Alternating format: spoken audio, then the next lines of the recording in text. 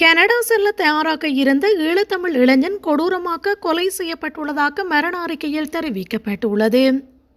வவுனிக்குளத்திலிருந்து நேற்று முன்தினம் சடலமாக மீட்கப்பட்ட இளைஞன் கழுத்து நெரிக்கப்பட்டு கொலை செய்யப்பட்டுள்ளார் என்று முல்லைத்தீவு மாவட்ட சட்ட வைத்திய அதிகாரி அறிக்கையில் தெரிவிக்கப்பட்டுள்ளது.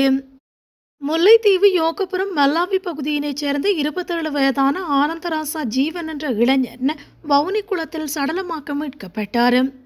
கனடா செல்வதற்கு தயாராக இருந்த இந்த இளைஞன் சுமார் 20 லட்சம் ரூபாய் பணத்துடன் யோகபுரத்திலிருந்து திங்கட்கிழமை இரவு பாண்டியன்குளம் சென்றிருந்தார். எனினும் அவரை காணவில்லை. உறவினர்கள் அவரை தேடிய நிலையில் வவுனிக்குளம் குளத்திலிருந்து செவ்வாய்க்கிழமை சடலமாக மீட்கப்பட்டார். இந்நிலையில் சம்பவ இடத்துக்கு வருகை தந்து உடலத்தை பார்வையிட்ட முல்லைத்தீவு நீதவான் நீதிமன்ற நீதவான் S.H. மேக்ரோன் சடலத்தை உடற்கூற்று பரிசோதனையின் பின்னர் உறவினர்களிடம் ஒப்படைக்குமாறு தெரிவித்தார்.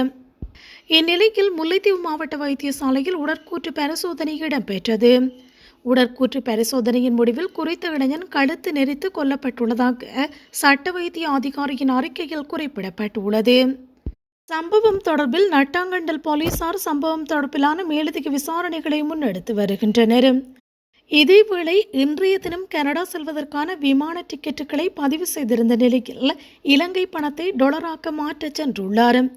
இதன்போது பணத்துக்காக அவர் கொலை செய்யப்பட்டிருக்கலாம் என்று போலீசார் தெரிவித்துள்ளமை குறிப்பிடத்தக்கது.